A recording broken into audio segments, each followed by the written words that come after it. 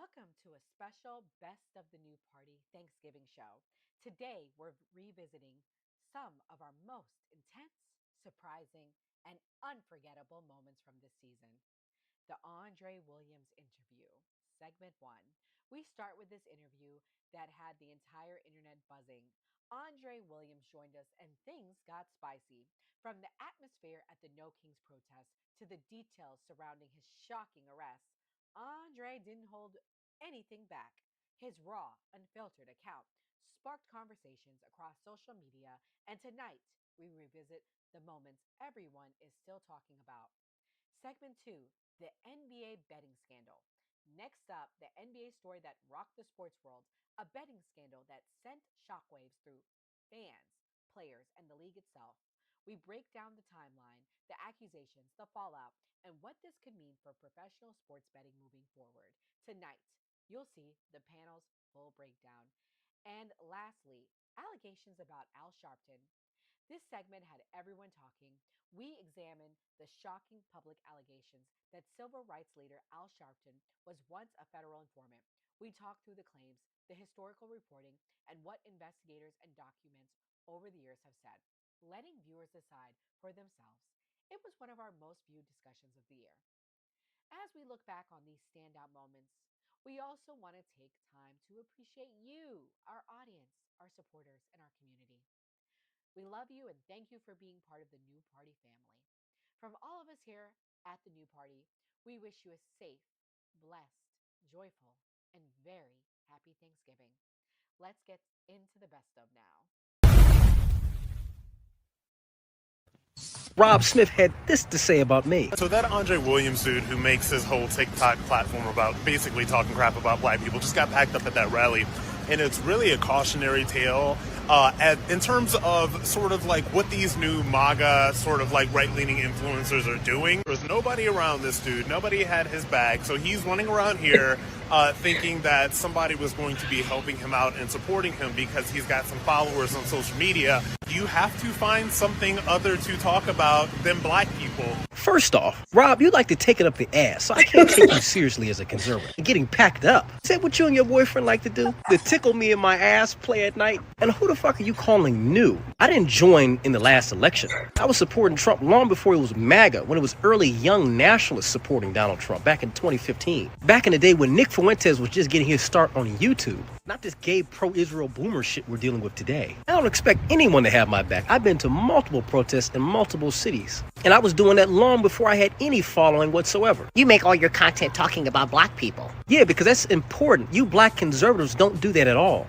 Now here's the difference between me and this faggot Rob Smith. I'm willing to get my hands dirty. I'm willing to stand up for what I believe in, not just on the screen, but out in the streets as well. I'm willing to take a punch and sit in a cell. You're irrelevant, Rob. Suburban blacks like you would rather talk shit about niggas and liberals online than to do any kind of work on the ground. Go do a street debate like Myron Gaines. Be a little bit more controversial like Nick Fuentes. You don't get the views or the attention because you're boring and bland, and no one wants to listen to that shit. But people like me are authentic. The views and opinions expressed on this panel show are those of the individual speakers and do not necessarily reflect the views or positions of this channel, its affiliates, sponsors, or production team. This content is intended for informational and entertainment purposes only.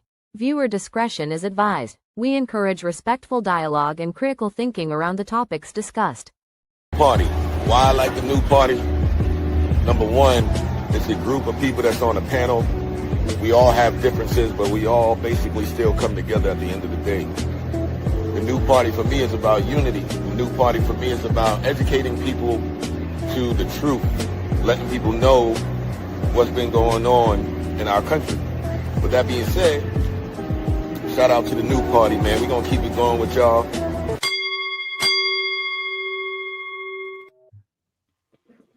Welcome to the new party. I'm Nora Christine.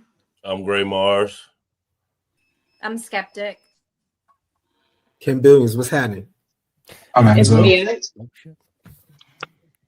I'm Andre. And tonight, it's Skeptic's first night back. She's probably like, what am I walking into? Welcome back, Skeptic. I hope you're feeling better. And we have a special guest, Andre Williams, in the building. Now, Monday night, we talked about Andre, so you guys should know who he is. Andre, thank you for coming and thank you for streaming to your channel. Now, can you tell everyone what happened at the protest, the No Kings protest? It was a lovely day. I was walking down the street, and some lightning struck me. Well, no, I went to the No Kings Day protest here in Detroit, Michigan. This was organized. I'm thinking about I think it's the DSA or one of these left-leaning groups that they did it in July. I went to it, and they did it in Clark Park here in Detroit.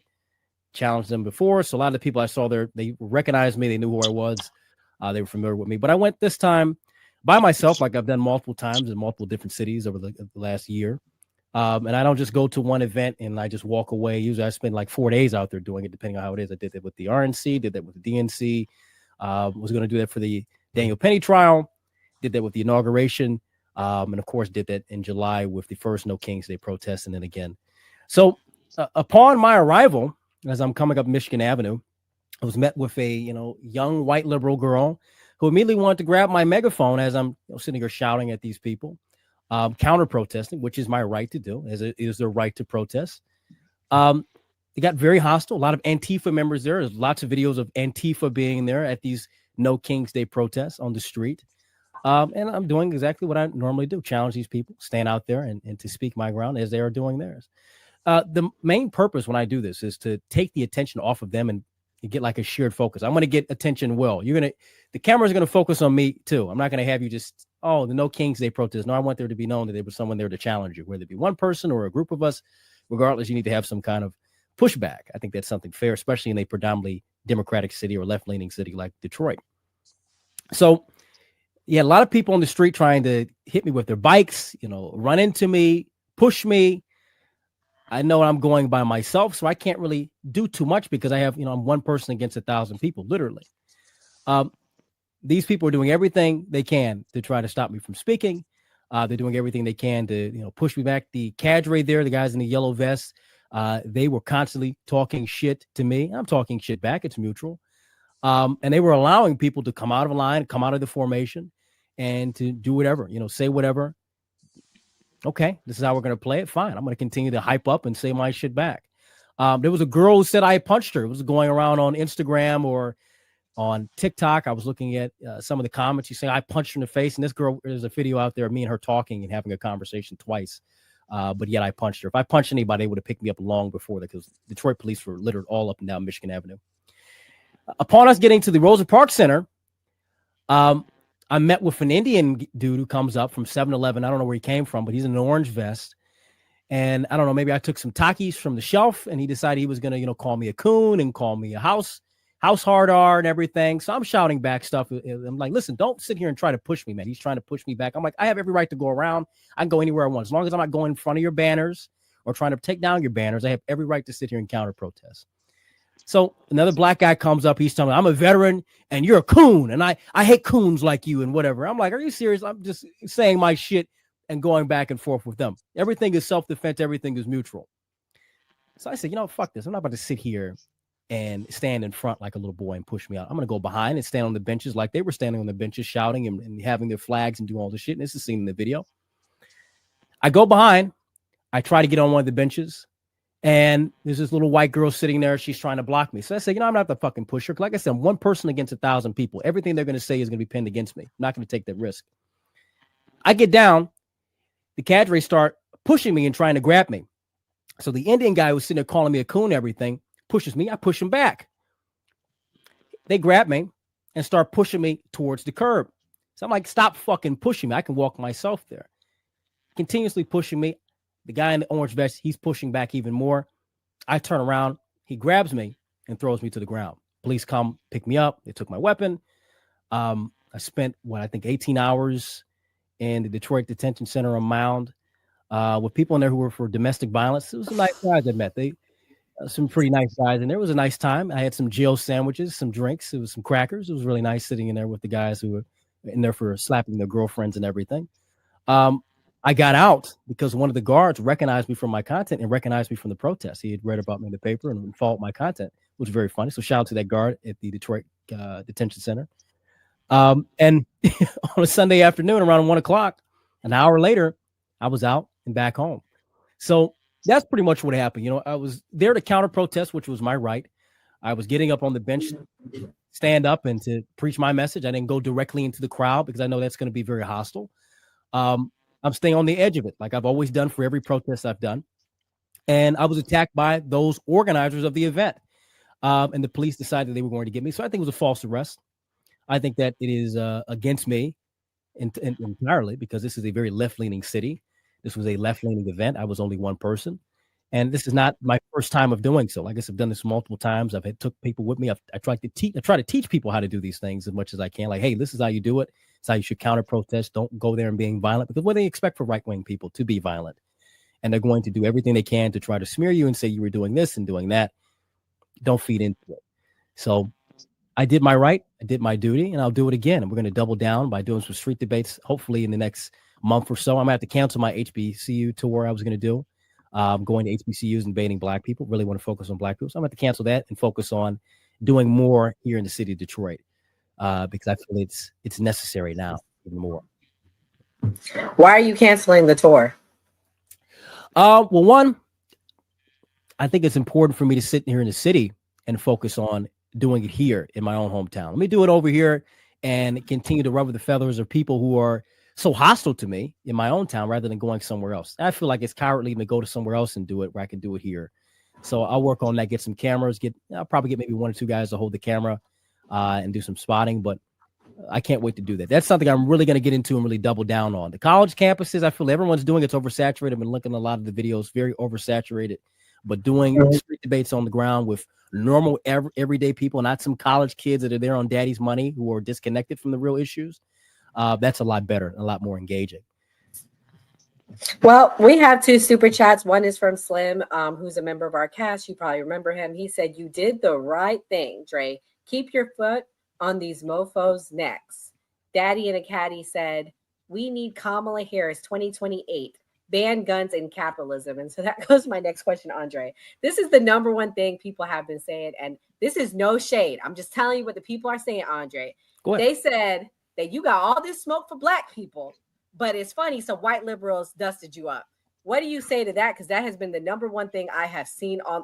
I'm just saying what the people saying, Andre. You know I'm your friend. Yeah, they're always going to say that because, black people love to bring up white people in the conversation just because, why not? White liberals have always hated black people that speak their mind, no matter if they're Democrat, Republican. If you're intelligent and you're black, the white liberal fears that because they can't blame somebody and say they can't use themselves and say, oh, look at, actually, no, black person. I'm the center of attention. I'm the reason for why you don't have anything. No, because that's what they feed off of. They want attention and they want to feel like, everything is me.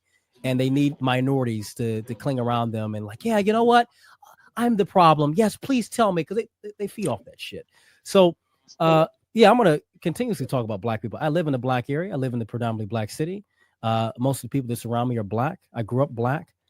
Why would I talk about white people all the time when I look down the street and I can look up right now and see people on my corner who are doing shit that harm me directly? Now, white liberals, most definitely, they can get the smoke too. I always talk about white liberals in my content, but at the end of the day, we're always going to talk about black people 90% of the time. But that's the other thing people are saying, like, why don't you do content on blacks? And my answer to people that I've heard say this is you're not looking at all his content. Do you think that that's a fair assumption that you're doing only content on blacks, or are they just not looking at everything? Well, I mean, did they have this critique of Kevin Samuels, when he talked about black women and black men and black issues? They didn't really have a problem with that. I mean, they had their problems with him.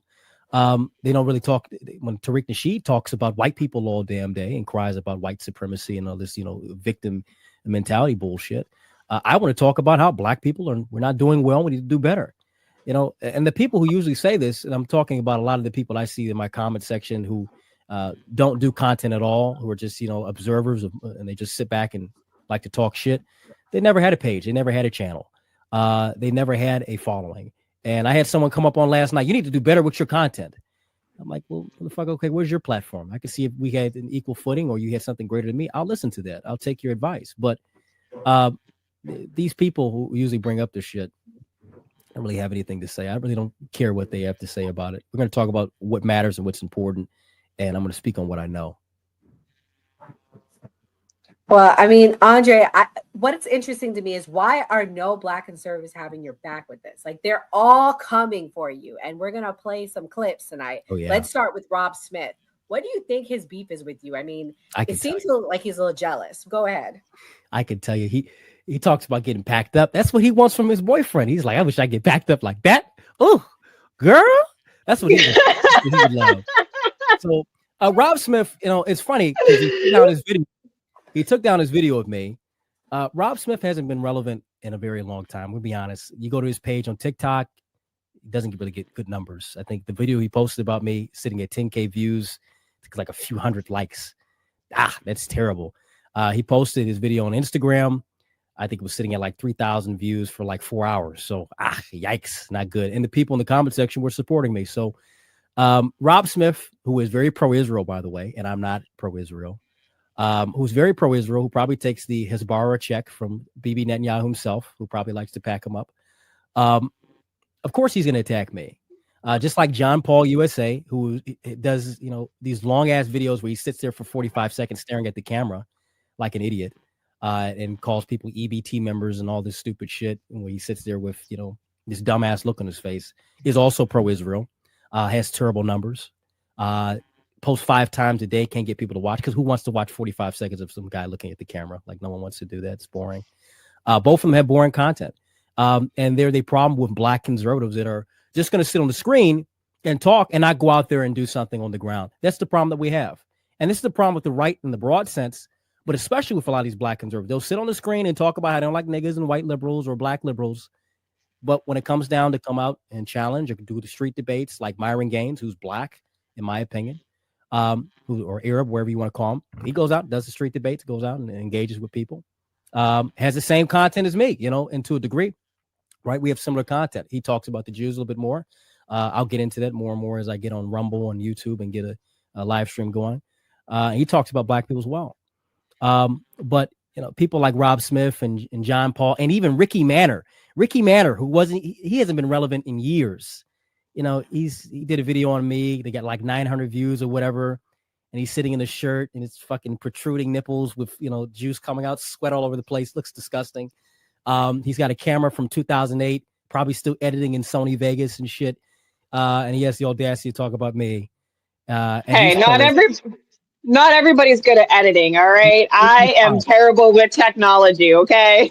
You use CapCut, at least use probably CapCut or maybe something in TikTok or Instagram. You're fine. But he's still using like shit from, I don't know. He's probably using some shit on Windows 98. I don't know what he's using, but he's still making these boring ass videos and has the audacity to talk about me. When Ricky Manor can, get off his ass and get out his gaming chair and run around, then we can have a conversation. But all these people, the common thing they have is they're pro-Israel. I'm not.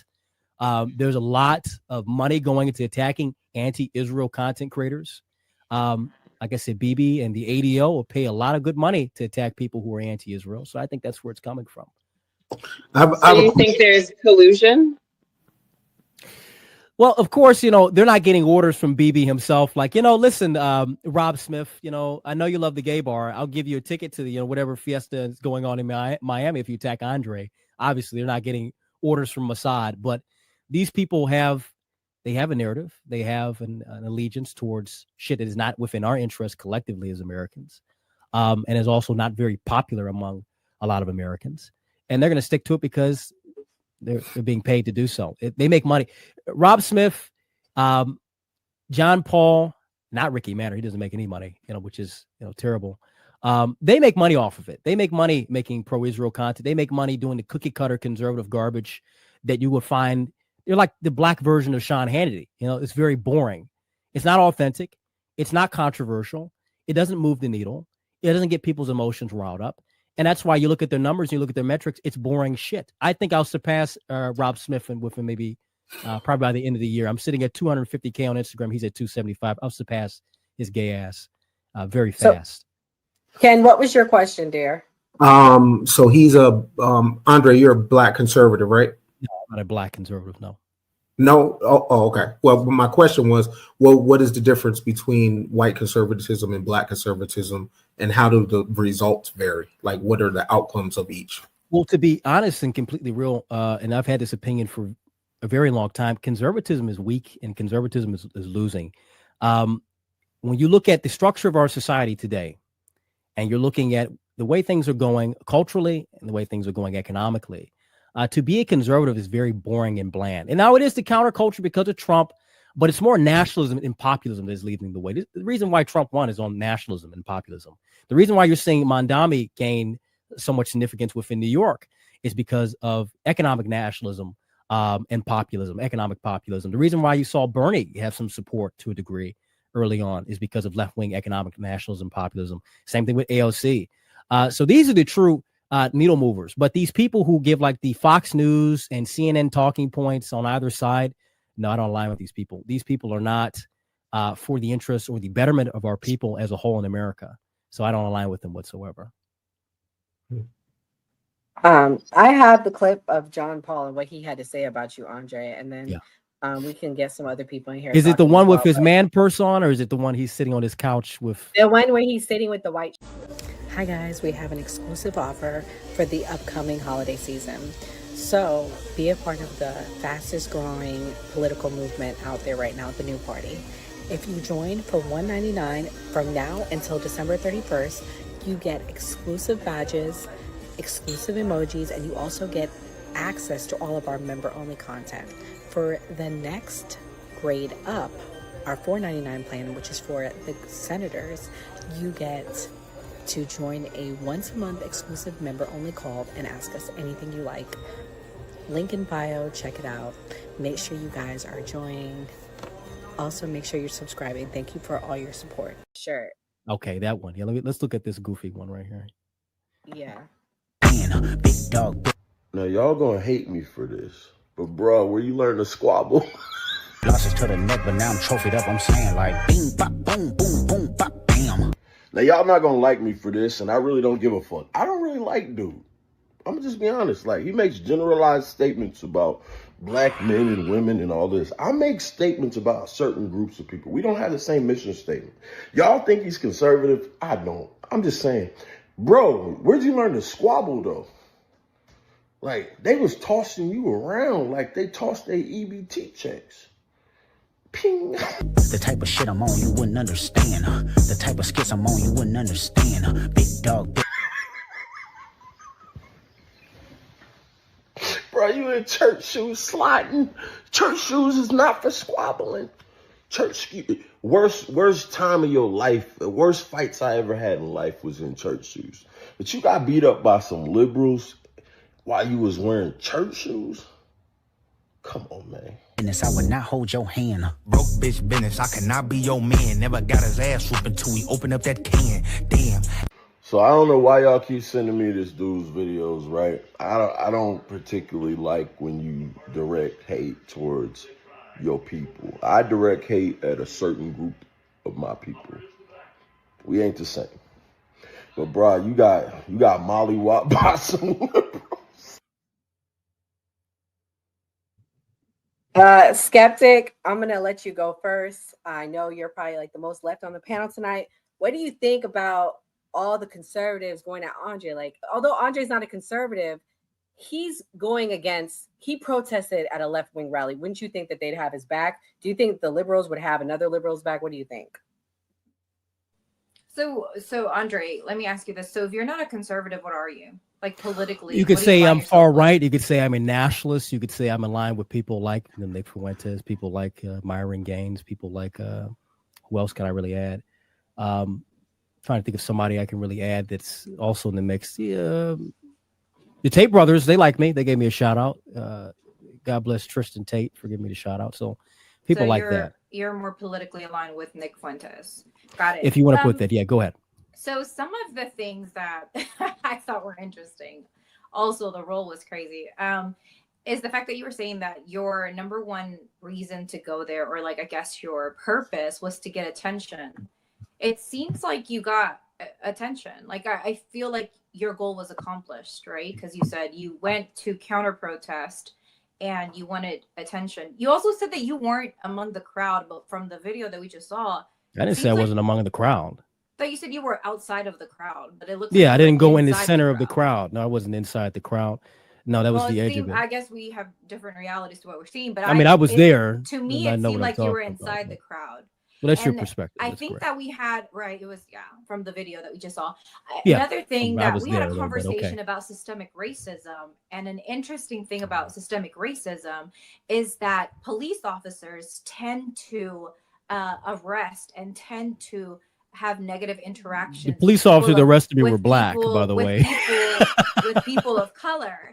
So interestingly, one of my observations is that Of course, we got to although get it the was white women these over here. white scrawny liberals that were out here, rolling you on the ground, you ended up being the one that got arrested. Like that was a very it's a false arrest. That was a very was arrested interesting by thing a to black me, cop. which also a conversation that we had before. I had said, statistically speaking, I had looked at data that shows that police officers are more likely to search you if you're a black man. They're more likely to stop you if you're a black man. And honestly, your interaction, the whole thing that happened, kind of to me proves that the data is true.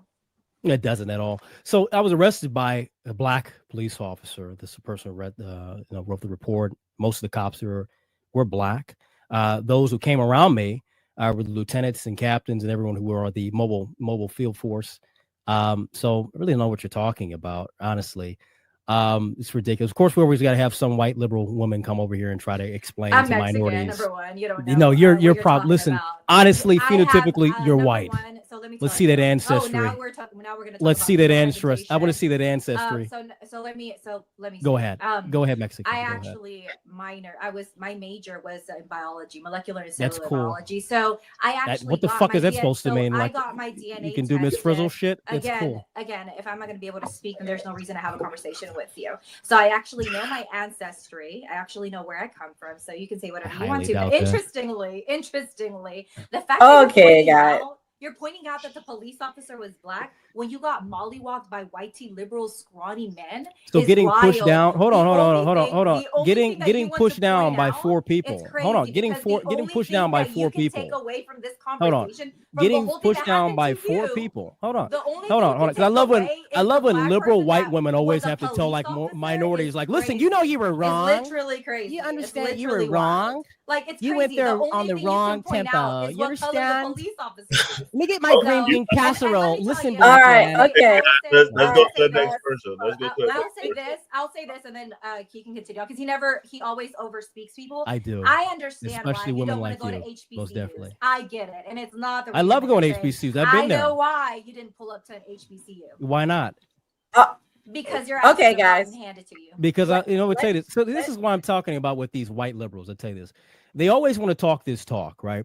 They hate they love minorities so much until they're on the other side. This is a prime example of this. This is why we don't allow women like this to talk at all.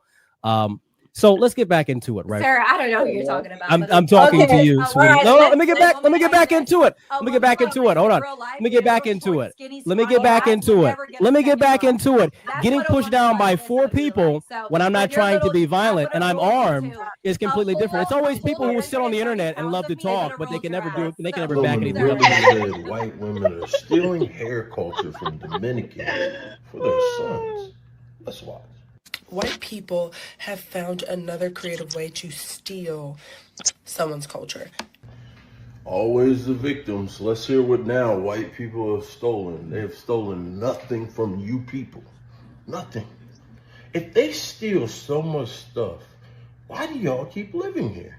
And let me just explain it to y'all. So basically, they have went down yonder across the pond and hopped onto an island to steal the hair texture of black Dominicans. You know, this wouldn't bother me if you weren't wearing a white woman's wig right now. You probably wouldn't. If you had an afro, a dashiki on, some rollers, this probably wouldn't bother me. But you have a weave on because you want to emulate and look like a white woman. No lies there. If you embrace your Afrocentric ways instead of trying to look like a white woman, maybe I would listen to this. But you trying to tell me that white women are trying to change their boys' hair because they play baseball to look like Dominicans is foolish. White dudes have been wearing their hair like this. This ain't comfort.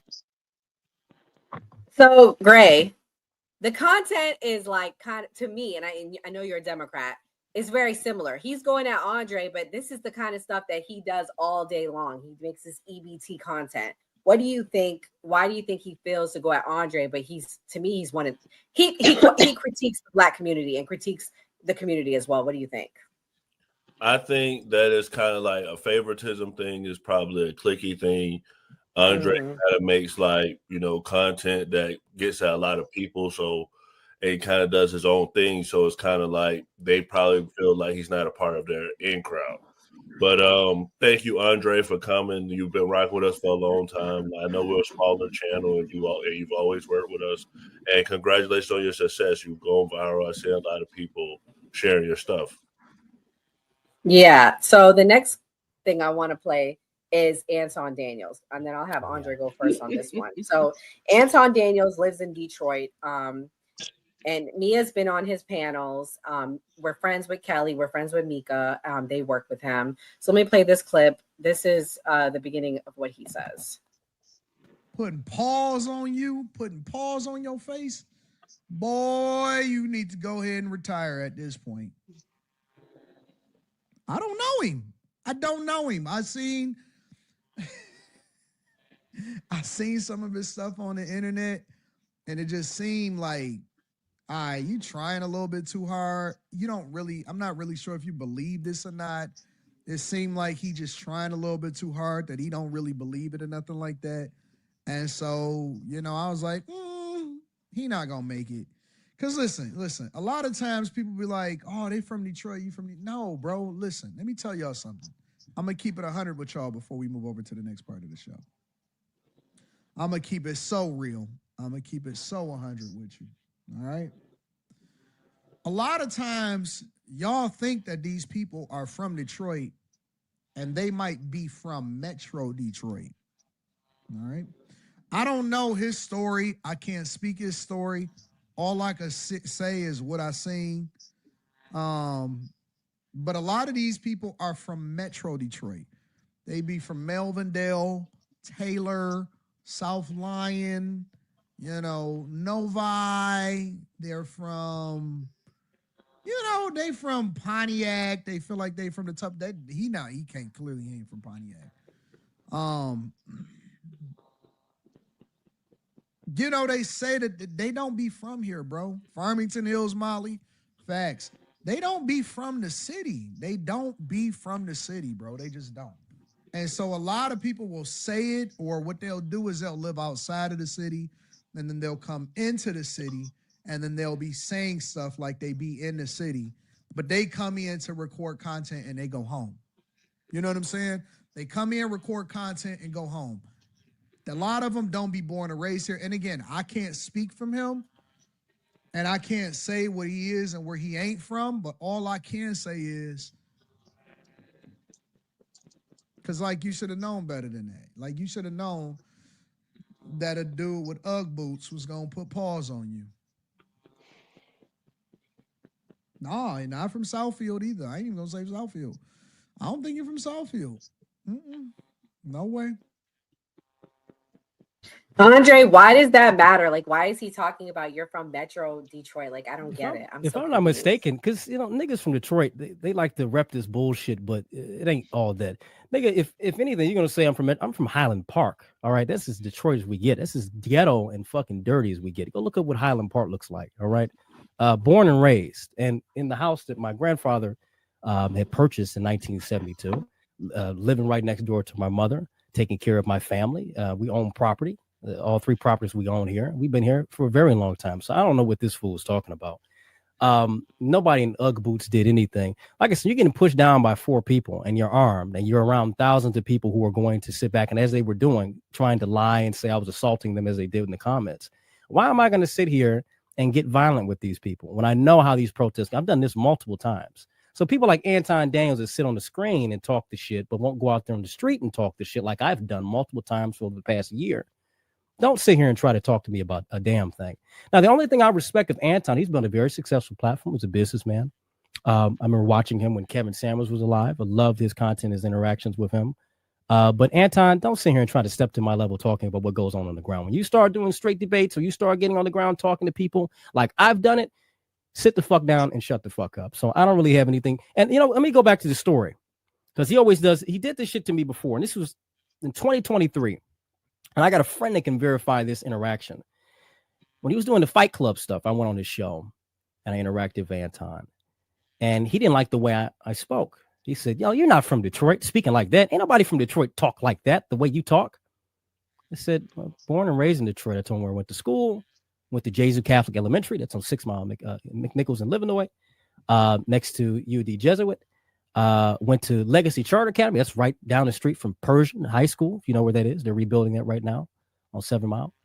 The only place I went to outside of Detroit was Madison Heights High School. And guess what? A lot of people from Pontiac, when they closed the school, went there. Went to Aisha Shule. That was closed down in 2013. I went to school with, what's his name? The Massey, the painter. Can't think of his first name. Very famous painter, a well-known painter here in Detroit. Went to school with his daughter, Leah Massey. So, Anton, you're going to sit here and say I'm not from Detroit. Born and raised, dude. Your high school don't matter where somebody said, Andre, what high school you graduate from. That shit don't matter either. Every day when I left the Army, I came back home to take care of my family and to make sure they were all right after being gone for 4 years. And I sat back and I make the content that I do in my neighborhood. And people know me and they know my content. And you know where I go after that? Go with my wife. We sit here, we enjoy ourselves in our house, and I continue to do what I do. But to sit here and say, I'm not from Detroit, he ain't from Detroit because you sat back and you didn't fight back. Why am I going to fight back when I'm outnumbered with a bunch of people? And they saw these people never been any kind of counter protesting because they don't know how to do it. They'll sit back and champion black people in the 1960s when they didn't fight back, when they were doing peaceful sit-ins. They'll sit back and champion black people all throughout the 1950s, 60s, 70s, and 80s when they did peaceful marches and peaceful protests and they were attacked. You'll champion them. I'm trying to do the same thing against people who are anti-American, who are for mass migration, which is lowering wages and destroying our country, who these big multinational corporations want to use these people as modern day slavery as cheap labor to replace working class people. And also people who are going to school, who are, instead of hiring Americans that put thousands and if not hundreds of thousands of dollars into debt and trying to get these degrees, they want to hire someone from India, someone from China, when they should be hiring someone, a black or white kid that's been going to school first and foremost. These people want to sit back and criticize me, but a lot of these motherfuckers will never get on the ground and do anything I do. Come to a protest with me, or come do a street debate with me. Come and sit down and do things that I've done with other people who can sit back and attest to my leadership and what I've done on the ground and how I've taught them. I've got tons of people who work with me on that. So this shit's goofy. Anton, like I said, respect to his business. He's a fantastic businessman. A fantastic, no disrespect on that point, but his perspective on shit. Simmer the fuck down. Andre, do you think what you did is comparable to sit-ins? I would say when you're going out there and you're protesting and you're standing up for what you believe in, hell yes. If you're going out there and you're facing people who hate your way of life, who don't like you, like I said, if you've been in this kind of stuff, you've actually faced this stuff. It's Chicago. The inauguration, did 4 days of that, both in Chicago and the inauguration. The RNC, all right, the DNC. These people, if you think the right is violent, which I do agree, we have a tendency to be violent. The left is just as violent. When you're out there on the ground and people's opinions and voices are being heard and being shouted, people say all types of shit and they can get all types of dirty. It's not nice on either side. So, we've seen that all throughout history. It's okay, not so nice on either side. So if the worst outcome would have happened, do you think you would be a martyr? If the worst outcome were to happen, it is what it is. That's the whole. Here's why I tell people when they come with me. And this is why I like to do it. I do my own thing because I don't have to worry about being responsible and having someone's mother say like, oh, you took my son or you took my husband. I don't have to deal with that. I'd rather take the lead and move forward because if something happens to me, I don't really care. I'm going to be proven right in the end on what I believe in. I'm going to have my voice and what I've been saying be proven right. And if my voice carries for a day or carries for a week or carries for years, that's up to y'all after I'm gone. I can care less. What I do now and what I've accomplished in my life, I'll stand for. And we'll see even after, of those who will carry it forward. But if I'm out there telling people, hey, I don't want mass migration. And mind you, most of these people who are out there protesting, they're not from Detroit. And if anything, they're from the gentrified areas of Detroit or they're sitting there as college kids. Most of the people, those white kids out there, and even some of the blacks, they're not from Detroit. They're from the suburbs. And I challenged them on that. And they looked goofy when I did it on the ground. So It's ridiculous at the end of the day what these people are saying. Yeah, somebody said my goal is to get attention. That's the whole point of going to a protest and doing a protest, to get attention, dumbass. That's the whole point. Like, oh, you're trying to get attention. Like, yeah, that's the whole point. Like, to get media attention. Protested. If we look at I want to add on to this too. People had a goal. Yeah, I want Enzo to get in here after. As to why they were protesting. Yeah, to get attention, to bring attention to something. Yeah, to bring attention to an issue, awareness. Civil rights, and therefore yes, that you have to do what? You protest to get attention, you're the right? first person that I've ever said, "Oh, I want to go out here to get attention." I guess. Yeah, that's what you do when you protest. You got it, and you got the attention. Yeah. So hold on. Good for you. Let me go down to this. I should be attacked and be falsely arrested for practicing my constitutional rights. Me as someone who serves, someone who is a law-abiding citizen, I should be attacked when I go out there and do the same thing these people were doing. That's justifiable. See, these fucking people are so weak. This is what this is why you can't have a conversation. Okay, all right, let's pause. Low IQ people bring up, bro. This is low IQ people bring. No, this is what low IQ white women bring up. This is why we can't have you talking. This is why we should take the right away from you. Hold on, I'm muting mics. Hold on. Enzo, go ahead. So I want to add on to what Andre was saying, because I did go to another No Kings protest in, pretty sure that was July, the one in New York. And almost, it could have been a similar situation to yours, but here's the thing, right? I'm not even 10 feet out of my car, right? And I have a group of people come up to me just because I'm wearing this hat and say, what the fuck are you doing here? Get the fuck out of here. I'm going to fucking stab the shit out of you and leave you in the street just for being there. And I think this is absolutely ridiculous that this happened to you. And, you know, good for you for standing up for yourself. You're a better man than me, because I had my piece on me. If I wasn't by myself, trust me, somebody else would have been laid out on the floor, and it wouldn't be me, because it's my life versus yours. And I'm going to take yours all day long to protect myself. And I'll sit in a jail cell all day long. And I will say that these protests are absolutely ridiculous. Looney Tune bullshit that the left is doing. I'm going to keep calling it out every single time you guys do it. You're protesting no kings at the end of the day. Donald Trump's not a king. Donald Trump doesn't act like a king. He's not a dictator. He's not a fascist, even though half of you can't even define what fascist is. So I would just cut the bullshit. The Democrats have lost. You guys really have no path forward at all. So again, I'm just going to keep saying it. You guys are ridiculous at this point, doing what you're doing. And then you want to call out the right for being violent when this is what you guys are doing. So my question, if you do and damned if you don't. What? I don't think Mia went yet. Okay. I have Mia?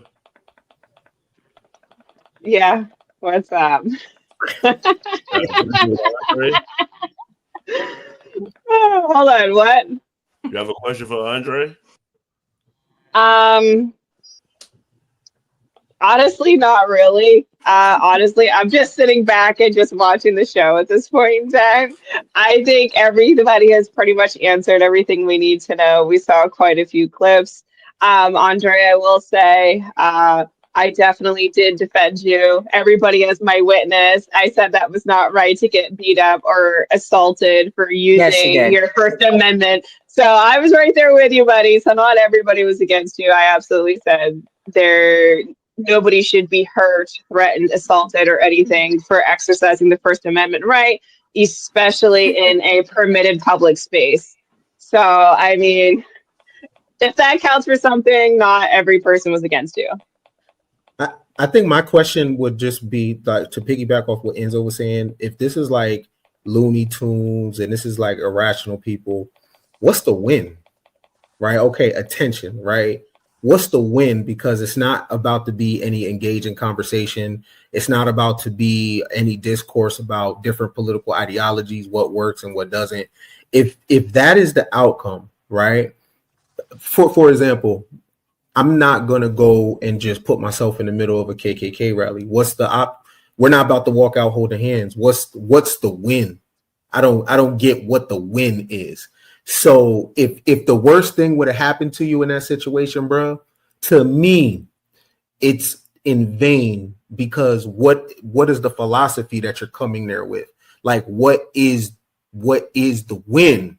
You know what I'm saying? Like, the next day people would have forgot about you, and your name out of the news cycle. Like, what's the win? Who gives a fuck? See, this is the problem with a lot of people in the West. They put too much importance on their life only. And we compare this to the East. Now we, examine other people and they do movements. They care more about the grand collective or the message. That's what it is. So when you go out and you're doing these protests, which the political right hasn't really done anything in terms of a organized protest that's legitimate since Unite the Right, since 2017, since Charlottesville, which was a fucking disaster because a lot of people were incompetent at running that. Richard Spencer and the many. Cantwell, which I call him, he does shitty streams now because he was embarrassed at that protest, did terrible. And we really haven't seen anything beyond that. Honestly, we really just haven't seen anything that's been successful. You've got groups like Patriot Front and some of the Will to Rise movements that do kind of protest, but they do it with no permit, which is, it's not. There's so much shit that can happen. So the motivation is to get people who are so pro-American online, and so. I'm for America first. I'm for this. I can't stand liberals. I can't stand the left. And they talk on Twitter and they talk on YouTube. But it's like, hey, why don't you go out here and challenge these people directly? Why don't you go out here and get on the ground and do it?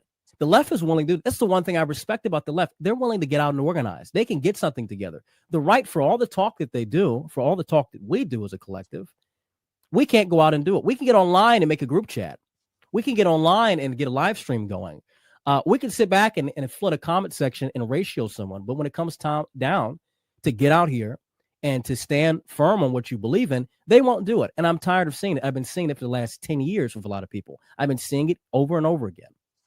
But of course, what the response a lot of people would say is, well, when we look at the history of how everything has been going in this country, the right is charged a lot more. You have a lot more feds and right-wing groups and right-wing circles that will try to break up these organizations or break up. That's a lot of truth on that. The right is police a lot more in this country than the left is, especially at this current time. So we're looking at a time where I don't believe in this. My side is always going to win. I believe my side is going to win just because it's right.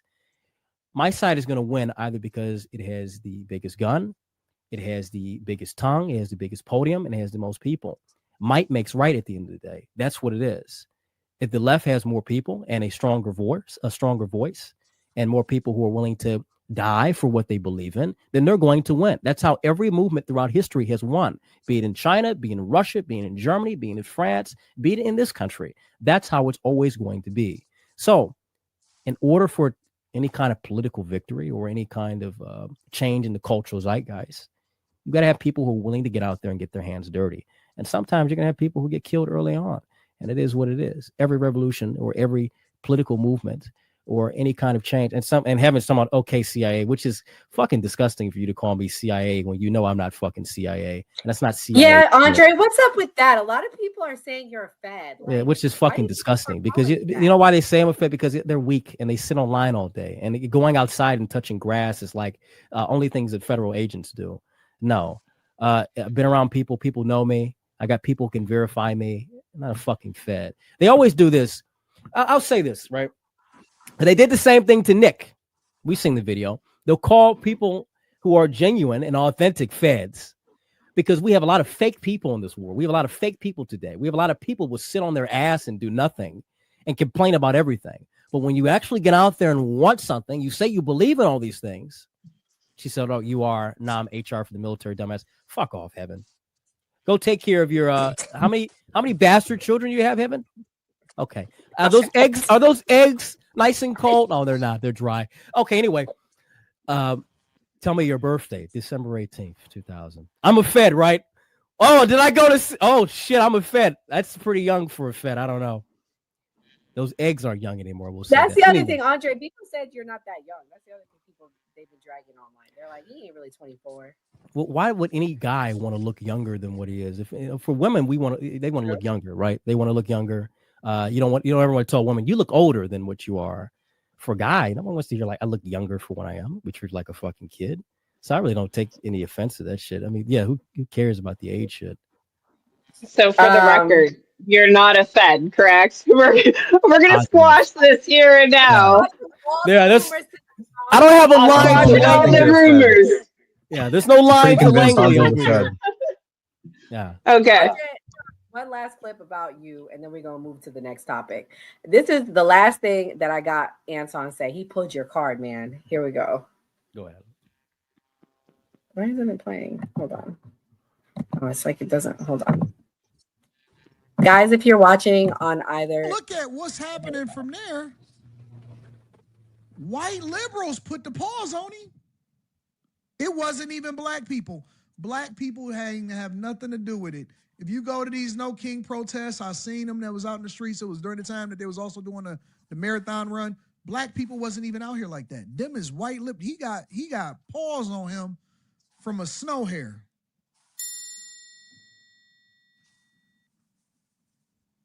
I would have even been able to, okay, you know what? Because everybody, you can't win them all. You're going to take a L, you're going to give some. You got to at least put up a good fight. Though. You got to put up the deuce. You can't be, if a nigga pull your jacket over your head,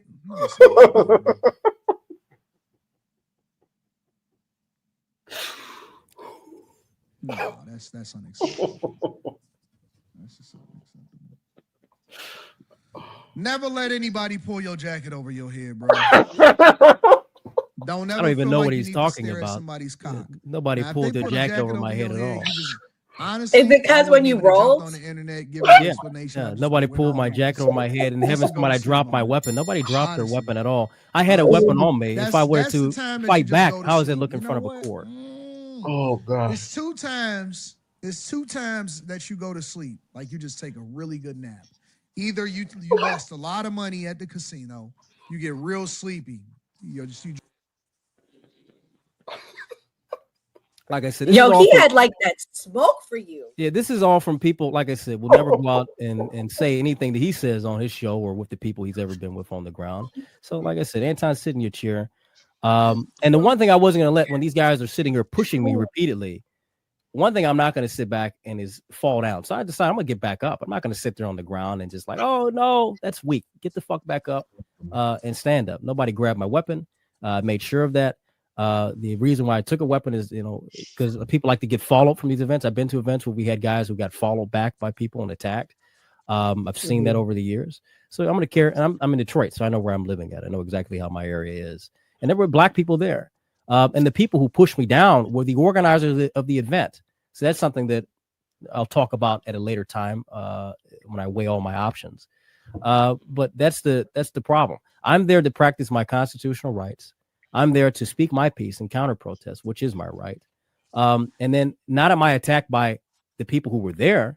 I'm attacked by the organizers of the event because they don't like what I'm saying. And they're allowing people, and there were Antifa members there in the crowd, which they continuously deny, that were threatening towards me. And I'm shouting my shit back. I'm not going to sit back and act like it was all, guns and I was the little lamb there. And no, shouting shit back. And you got and heaven, like I said, there's people like this that never go to these things, weren't there, but they want to sit from their cheers and talk shit. Like I said, come to these rallies or go to these events and you'll see how it is. Look at the guys who went to the HBCU and got attacked by these animals. Look, when I was doing the shit with earlier, when it came to the Black Hebrew Israelites a few hours earlier, they were violent and they were rowdy. And they had people on the street talking shit. So, I mean, I've done this multiple times. Shit happens at the end of the day. You just get back up and you keep going. And these people, I don't know why people keep acting like this is going to stop me from what I'm doing or it's hurt me. It hasn't. Heaven says she's been going for 2 years. Heaven does go to protests. Did you go to protests? What protests have you been to? Now, have you actually been? I'm talking about going to counter protests, not sit there and you're with the boys and girls. And I got some cut water. Let me wave a flag. I'm talking about you're there. You're challenging people directly, not some old boomer that's like, I voted for Trump, Sally Sue. No, you were people there who are your equals and you can challenge them. That's something you should. I feel like my ADHD is kicking up because the only thing I heard from that entire spiel was cut water. And my first thought is, ew, who drinks cut water? Man, we drink twisted teas when we're out doing up to no good because they're road sodas. That was like my first thought.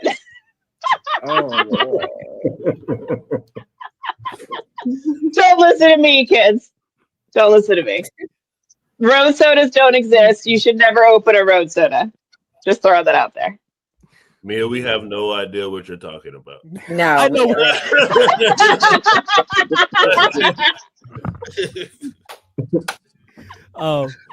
But back on the Anton, man, like, Anton, I'm open for a debate. I'm open for a discussion. I think you're a joke, honestly. Respect your business, 100%. I always respect it, but I think when it comes to politically, you're no different than like a black Sean Hannity, honestly, in my opinion. But get those checks, my boy. Get those checks. It's giving a lot of credit, Black Sean Hannity. Jeez. Yeah. Well, that's lame now. That's very lame. But Sean Hannity? Who the fuck watches that? Like grandma at 8? Like, I don't watch that shit. Everybody's watching Candace or Tucker or Nick. They're not watching it, Sean. Yeah, that makes sense. Anything else anyone wants to ask before we move on? No. All right. Wow. Andre, are you gonna stay for the whole show, Andre? I do have an emergency. I'll stay for a few more minutes. I'm having an emergency call. I was saying is keep up the good work, bro. Yeah. I'll stay for like another 10 minutes or so just to keep Okay. it fair. Well, we're moving on to the NBA betting scandal. This was the second biggest story of the week, right after Andre. The Fed said that there's a betting scandal, mafia, there's all sorts of things going on. We're going to break it down. Here we go.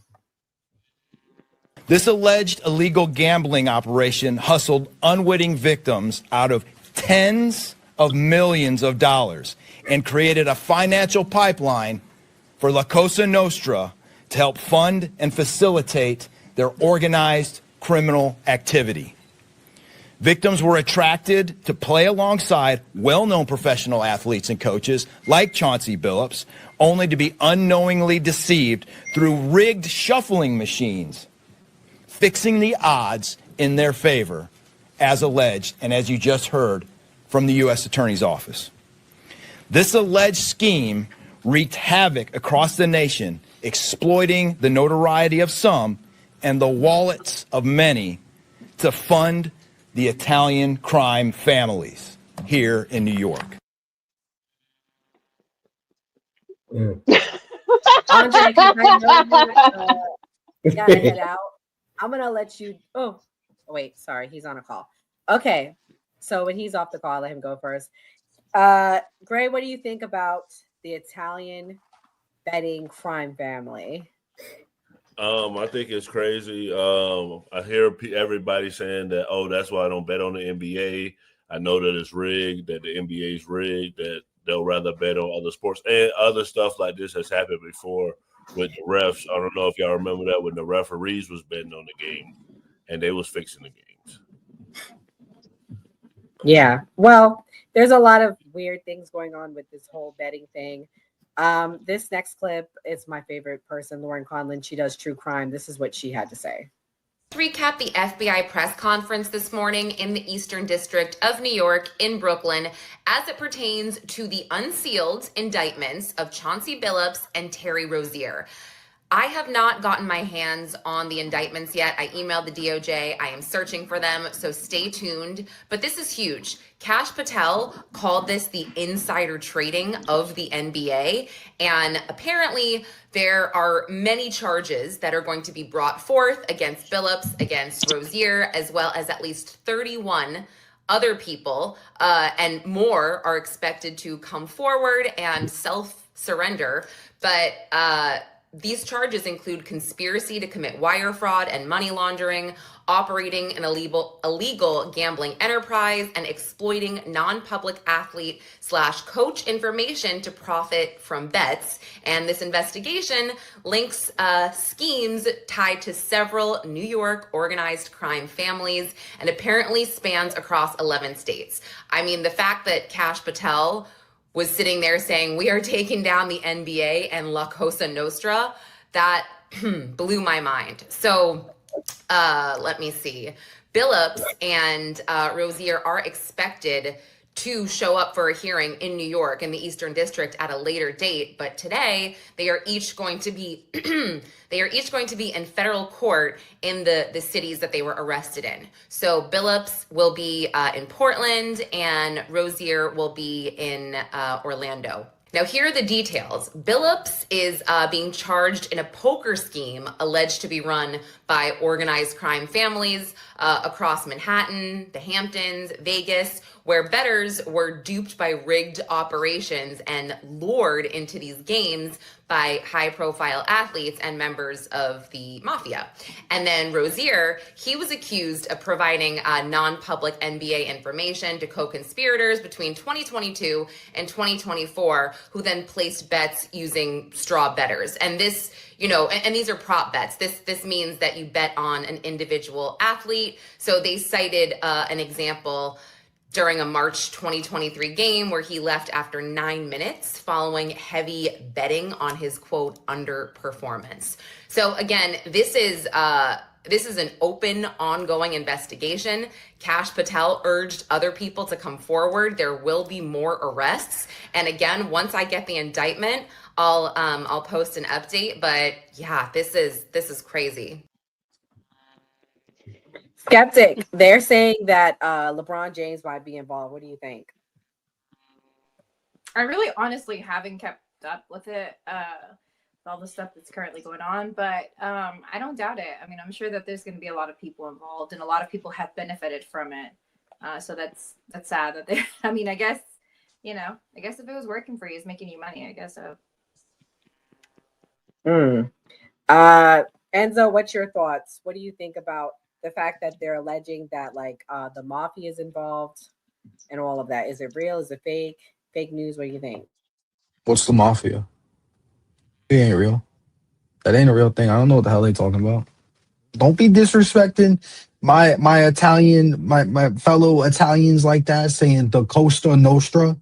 It's La Costa Nostra. That's how you say it, jackass. Okay.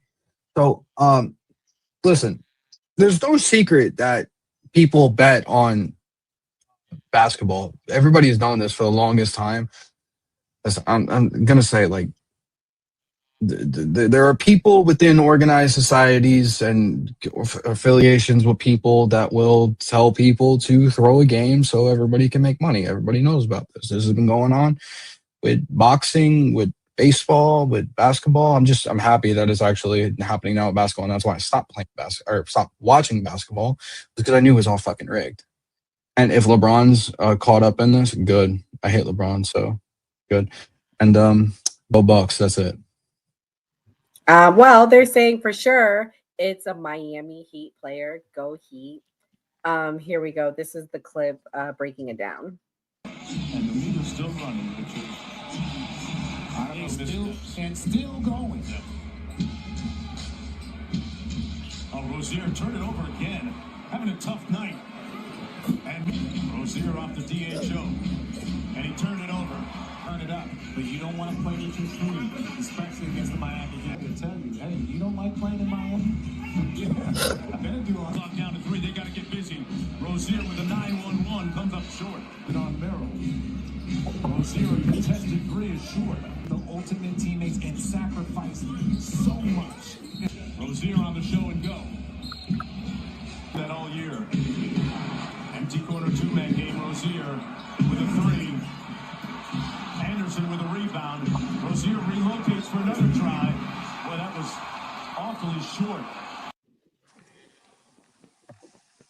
So, Mia, what do you think? They also said the Celtics might be involved. What's your thoughts? I'm not surprised. I mean, everybody bets I'm surprised that people are surprised. I'm literally surprised that people are surprised. I mean, every couple years, there's always a very large story about like insider betting, people throwing games, dirty referees. I think, didn't the Chiefs referees just get arrested or indicted or something earlier this year, because they were throwing games and positively for the Chiefs or whatnot? I mean, everybody's trying to make a dollar, but I'm like really surprised that people are so surprised about the mafia still being around. Like, who do you think are running the ports in this country? Who do you think are running all the unions? Who do you think is running the Teamsters? Every single union in this country, it doesn't matter. They're either run by the Italians or the Irish. You ain't never going to go to a union and have it not run by the Italians or the Irish. People are stupid in this country. It's crazy to me. that people are so Fake surprised by news. this. Everyone's I'm in sorry, Italian. Enzo. It's all alleged. It's all fake news. That is not real. It's the truth. But yes, I'm it's Jewish fake too. news. That's the sad thing. I'm Italian and Irish. It's like who literally, I can't think of a single union anywhere in this country that is not run by a syndicate somewhere, some shape or form. And they do that because it's your uncle, your cousins. Like you can only get into a union if you know somebody or related to somebody. It's very difficult to be a backdoor rat to get into a union. And if anybody says otherwise, yeah, that's why everybody's related. It's all insider collusion going on in the unions. And what do you think? Do you think it's a surprise? Do you think it's fake news? Like Stephen A. Smith says that he thinks that this is all connected to the NFL and Bad Bunny, and this is retaliation from Trump and his administration. That's what I heard he said today. I got to go find that clip. What you think it's all connected? Is it like, what do you think? Well, I think when it comes to escapism, the public needs the thing that they're escaping to be authentic. You need it to be real, right? Because life is so stressed the fuck out. You know what I mean? True. Mothering and fathering and adulting and bills, and so you need your TV show to be real, right? You don't look at these people as gladiators. These dudes are 6'11". You know what I'm saying? The NFL dudes are 350 pounds. These are modern gladiators like the Roman Colosseum, and you need to believe that this is real. You know what I mean? And I also say, I don't know if this is about money a lot of times. I think that sometimes you're made offers that you can't refuse. And I also think that people have interesting lifestyles behind the scenes, right? I think a lot of this is blackmail, right? True. People party, people mess with the same women, the same men, children. I think people have proclivities and deviancies, and I think this is a way to pay your debts. You know what I mean? So I'm not surprised, because I know these are cabals, and this is a good way for you to work your debts off. Yeah. Well, I found the clip, guys. I'm going to play the clip of Stephen A. Smith. It's on X. Here we go. How many times, for one incident after another, have I said, Trump is coming? He's coming. I'm going to say it on national television again. Bad Bunny is performing at the Super Bowl, and all of a sudden you hearing ICE is going to be looking to engage in mass deportations. The Super Bowl, disrupting things. Big night for the NBA. Wembanyama put on a show. That has now been smeared because we're talking about this story, okay? Remember, Trump has a long, long history connected to the world of sports because he had those casinos. Where do you think folks were coming half the time? I'm not talking about individuals. I'm talking about the culture. When people want to go to a casino, when people want to gamble, when people want to party, or whatever the case may be. This was his kind of connection to that. Why am I glad you're here, Monica? Because don't be surprised if the WNBA is next on his list. Mm-hmm. Because when you've got all of these protests that have been going out there and people that have been protesting against him and what have you, this man is coming. He's coming. And I've been saying it for a long time. And to me, this is the latest nugget of evidence that we're talking about right here. That's not to question the legitimacy of the case. We don't know. We're all sitting up here and we're saying that we don't know. But anybody that has been around him, anybody that has talked to him, anybody that has seen his reactions from the sports leagues and the positions that people have taken, they are not surprised at what's going on today. I'm watching a press conference with the director of the FBI. Tell me when we've seen that. We've seen people, we've seen accusations before. We've seen athletes get in trouble with the law before. You don't see the director of the FBI having a press conference. It's not coincidental. It's not an accident. It's a statement. And it's a warning that more is coming. Mm-hmm. And that's what they're saying here. And everybody better, I'm just telling you, it's as serious as it gets. This ain't the platform for me to get into it the way I'm going to get into it, but I've been saying he's coming. He's coming because in his eyes, folks try to throw him in jail. In his eyes, he's innocent. They try to put me behind bars. I'm getting everybody. He's not playing. So what does this have to do with Bad Bunny? In a lot of people's eyes, talk to people in the NBA, talk to people in the NFL, talk to people in the world of sports. They think this is like the tip of the iceberg. These are the kind of words that are coming out of people's mouths. It's not a surprise. It's very disheartening. It's very concerning. We don't know where this is going to go, but this is just the tip of the iceberg. So that just feels like bullshit. Say that again, Ken. I just feel like bullshit. Like it's just put Trump in it. Just Stephen A's bad. Right. Stephen A is an actor. Right. He's an actor. He just got an incredible contract. You know what I'm saying? He's an actor. So he is going to shift attention to a very polarizing place. You know what I mean? He's coming. Listen to how it sounds. You know what I mean? Debo's coming. You know what I'm saying? Like, out of here, like, you know what I mean? Like, oh man, this fear it's fear. ESPN is ran by Disney. That's what it felt like. It felt like I'm waiting for this big monster to come. Trump is coming. Like, come on, dog. I want to comment on that too. I mean, like I said about Stephen A multiple times, he needs to stick to commentating on sports and literally, like Ken just said, and what I said, it's Orange Man bad. They're going to blame Trump for doing anything. Good, Trump is going after criminals. Good, Trump is going after illegal immigrants. Good, Trump is doing this. He's in office to do what we voted for. If there's going to be whatever, illegal migrants or undocumented migrants at the Super Bowl, so be it. Send them there. Who gives a shit? Like, with this whole thing with Bad Bunny, it's so fucking stupid too. Like, nobody really gives a shit. Like, you're gonna put somebody on the Super Bowl who said they're not going to sing in English for majority English fans who don't even know one Bad Bunny fucking song to make a statement. That's what you're doing. Like, cool. Like, this is just stupid to me in my eyes. All of it. Everybody and anybody's just coming after Trump every which way to Sunday. I'm just still confused how Bad Bunny and Puerto Ricans are like catching a stray here. I'm just like super confused by it. I'm like, how did we go from La Costa Nostra, betting ring, and then to Bad Bunny? I'm confused. Skeptic, do you see any correlation? Do you think this is Trump's revenge? What do you think? I do not see any correlation. I'm also lost. I don't know how we did the jump, but I've noticed that logic and critical thinking lacks in a certain group of people. So like it can go wherever. People will. I don't know what undocumented immigrants have to do with Puerto Ricans either. Puerto Rico is a territory.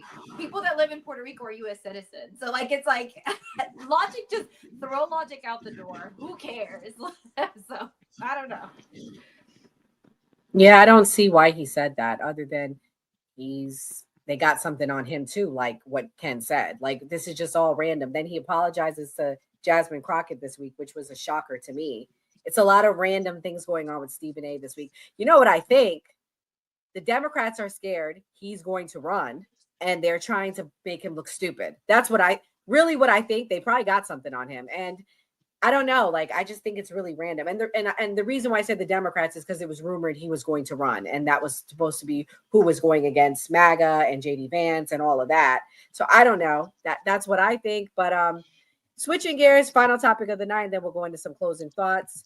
Al Sharpton is a Fed. We talked about Feds tonight. So we're going to bring up a confirmed CI, confirmed Fed. No questions. For years, it was rumored that he was. Let me play this clip and then we can talk about it and get into some closing thoughts. Here we go. Shout out to Al Sharpton. Sharpton has come clean about his secret past as a government informant. CBS 2's Dave Carlin tells us the activist admitted to helping the FBI bring down some of New York's most wanted. I was not and am not a rat.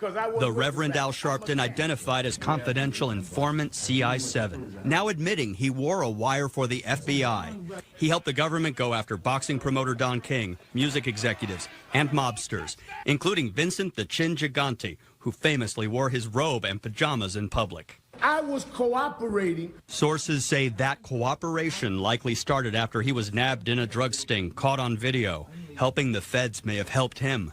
But Sharpton says he went to them because members of the mob wanted him dead. So Sharpton was smoking crack?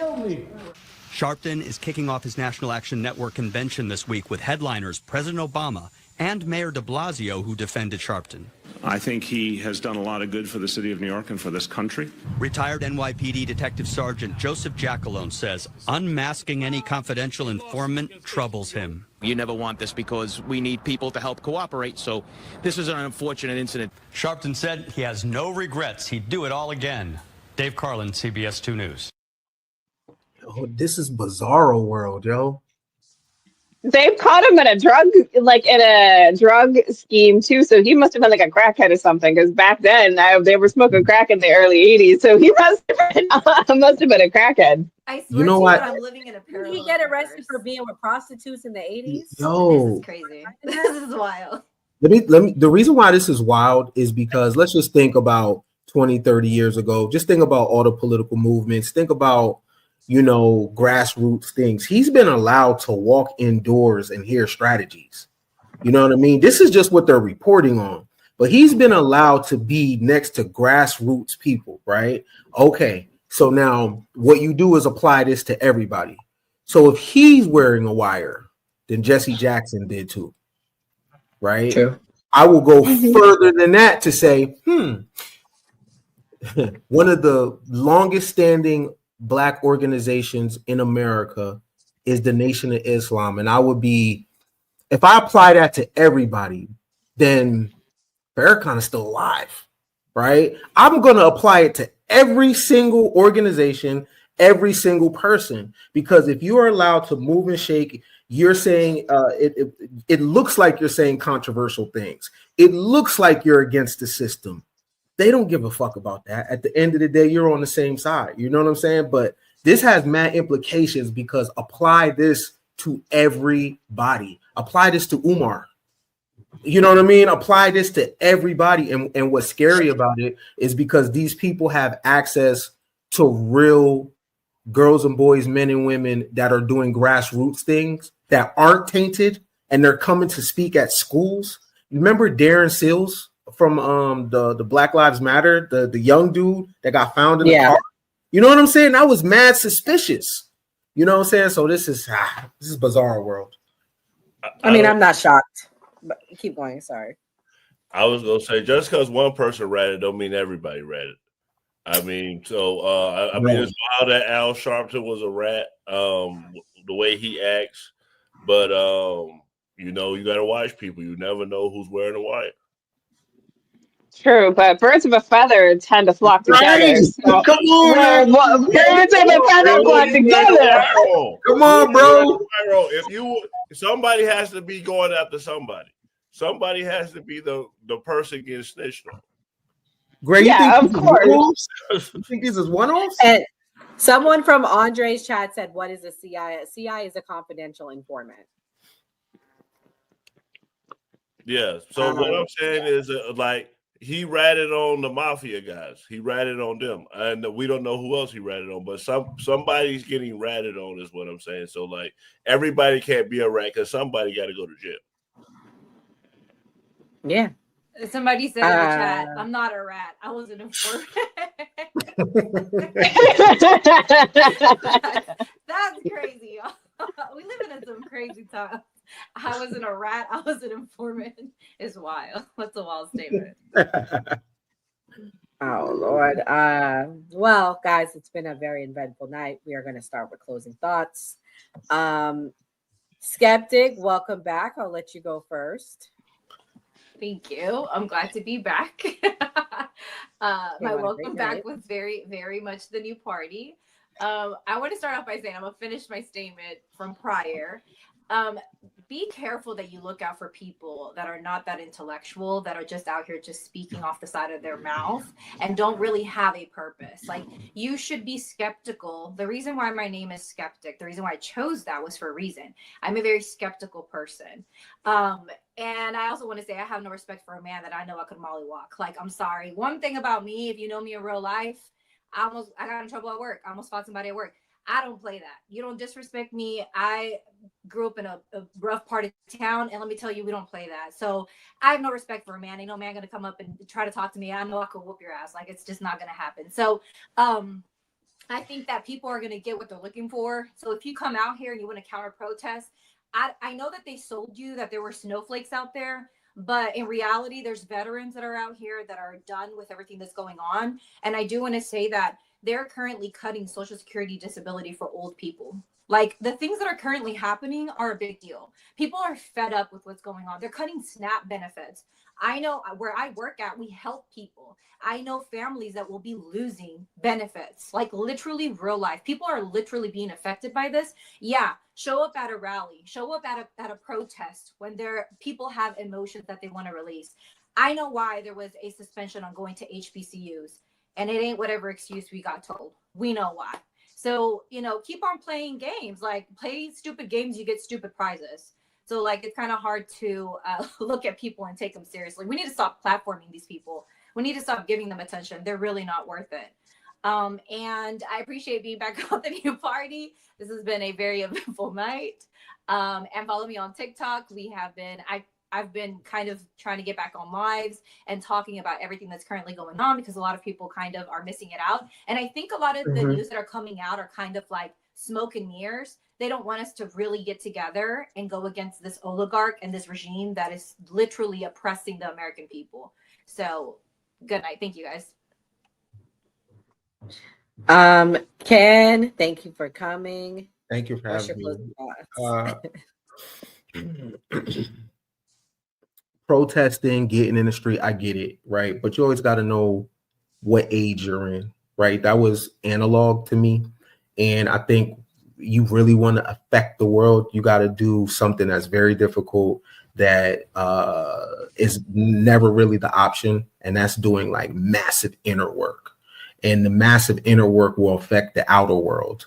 I don't encourage people to be a sacrificial lamb, right? I don't encourage people to dive headfirst into, trying to go be a martyr, and no one's gonna remember your name. No, do the inner work, right? We are in a space and in a world where you don't know what you're looking at. Up is down, left is right. It's bizarro world, right? What you think is real is not real.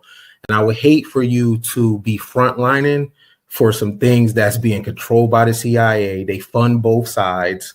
You know what I mean? And you got your emotions tied up into things you don't even know what it is. The one thing you do have control over is your mind and your gut. Like, do the inner work. And I'll land here. The majority of people you're seeing online have worms in their body. Seriously, they're sick, right? So if a person has worms in their body, parasites in their gut, right? I would hate for you to be activated and triggered by a person that has parasites in their stomach and they need to detox. Get healthy, yo. Focus on yourself. Do the inner work, and then the rest will fall in place. Oh, man. How do I follow up with that? But guys, if you're watching, make sure you hit that notification bell so you know when we go live.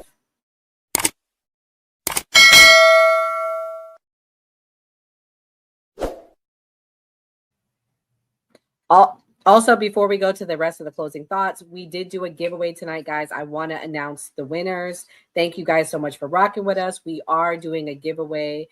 We did do a giveaway tonight, but for those of you that didn't get the giveaway, we have our memberships on sale for $199. You can have the emoji and the exclusive member content. Shout out to Eric, Kamal Johnson, Patrick, Pieface, Meow Meow, Hipsy Gypsy, Ray Ray, Ladybug, Angry Gamer, Alton Jansen Live, who's a friend of the show. So shout out to you guys. You guys got the giveaway. And for my closing thoughts, I really don't have much to say other than I have a funny clip I just want to play. This was going to be my intro clip. Dr. Dre. He's a real doctor. He's a really good doctor. I have some good doctors. I never met a doctor that made beats. Never made it before. I don't know if he went to medical school, but I'm going to tell you right now, this guy has the best music. I love No, NWA. bro, I'm not doing this. No. Negroes with attitudes. We're not doing this. He's a Negro with a great attitude. I love this guy. He's one of my favorite black producers. You're so great. You're so amazing. I swear to God, all your music. The G thing is my favorite. You got to do a T thing, a Trump thing. I did not approve this message. I love this guy, Dr. Dre. Okay, Gray, what's your closing thoughts?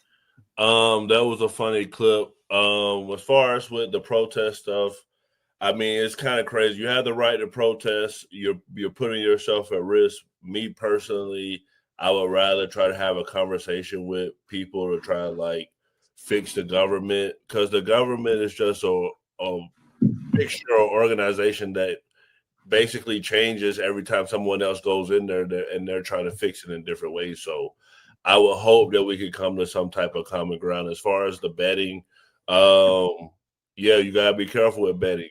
And there's a 100 gambling line if you're having issues with betting. Thank you, Andre, for coming. I know Andre's content can be salacious and offensive, but if we talk to these people, maybe we can fix what's going on in this country.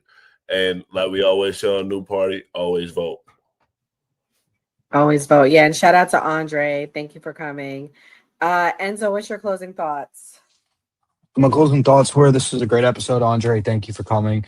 It's an unfortunate situation that he had to go through himself. Like I said, I've been to a protest myself, and the exact same thing happened with these No Kings protests, these idiotic protests that should not happen at all. Because again, I don't know if you liberals are aware, we haven't had a king since 1776, and we have a No Kings Day every single year, July 4th. That's the only real No Kings Day. The state that the country is in is absolutely insanity with the left. Like you guys lost. We have a democracy, right? So it's 51-49, the majority won. This is what we voted for. This is what we want. Let the man do his job. If you don't agree with it, that's perfectly fine. Cool. Come up with factual reasons why you don't agree with it. Not because he's a king, not because he's a fascist, because he doesn't fit the role of any of those. So come up with some new talking points. The NBA, we all knew it was rigged. Mafia is not real. Bucks are winning this year, so that's it. All right. Mia, what's your closing thoughts? Close us out. So this was absolutely a fantastic episode. Lots of laughs. Thank you, Andre, for coming. We absolutely appreciate it. It's always good to hear your perspective and for you to walk us through the scenario and situation that you were in. And if you are not following us here, you need to follow. We do this Monday through Thursday, 8 p.m. Eastern Standard Time. Please follow and subscribe. All of us as well are on social media. You can see our social media handles in our bios. I am at It's Mia Not Maya on TikTok primarily and X, but also on YouTube. And I'm going to say a premonition that I had, a little birdie told me. So I believe Donald Trump is going, within the next couple days, going to try to save the EBT, because there is a social contract between the elites and the poor, that the elites will always make sure food is available for the poor, because once the poor have no food and they're starving, that's when shit hits the fan. So you will see that Donald Trump will call both sides back to the Oval Office probably within the next few days, and it will be saved before November 1st or right on November 1st at the 11th hour. I'm calling it now. And if it ends up this way, you heard it here first. Oh, and before we close out, thank you, Pie Face, for the new party membership. God bless everyone. Good night.